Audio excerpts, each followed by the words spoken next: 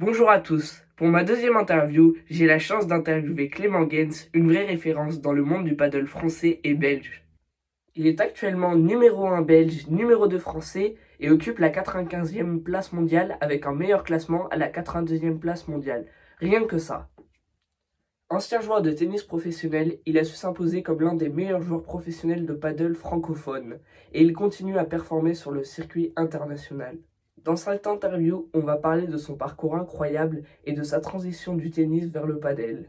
Tu veux rajouter quelque chose, Clément? Bonjour à toi, et non, j'ai rien de particulier à rajouter à ça. Ma première question que je pose à tous mes invités est assez simple. Comment et quand as-tu commencé le paddle? Alors moi j'ai commencé le paddle il y a 5 ans maintenant, ça fait 3 ans que je joue beaucoup plus. Et alors j'ai commencé un petit peu comme tout le monde avec des amis, on a été jouer une fois, il y a un club qui a ouvert juste à côté de chez moi et on a bien aimé et petit à petit on y a pris goût et on a continué de jouer tout simplement.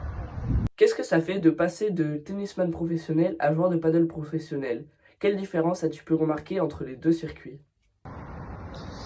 Mais c'est clair que passer du tennis au paddle, c'est un gros changement. Après, voilà, je pense qu'on peut réussir à garder plein de qualités du tennis qu'on peut transposer un petit peu au paddle, ça aide beaucoup.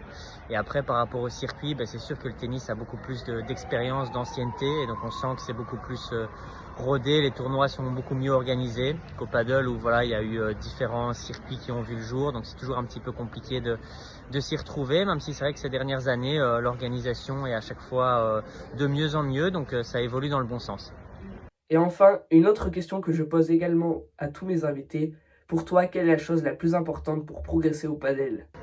Alors je pense qu'il y a deux choses qui sont vraiment super importantes pour continuer de progresser au paddle. La première, c'est d'essayer de garder cette notion de plaisir. Je crois que tout le monde, quand on a commencé au paddle, forcément on s'est amusé et il faut vraiment essayer de garder cette fibre-là quand on va jouer, d'essayer de continuer à prendre du plaisir et de pas tomber dans cette frustration. Et puis il y a une deuxième chose qui est liée, je pense quand on commence, il faut essayer de prendre un maximum de cours pour essayer d'apprendre directement les bonnes bases, que ce soit technique ou tactique.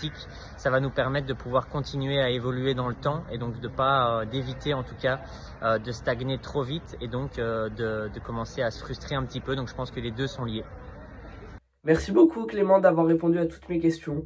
Et surtout, n'hésitez pas à aller vous abonner à nos deux comptes Instagram, Martin Chou-du-bas Paddle et Clément Gens. Et moi je te dis à très bientôt Clément.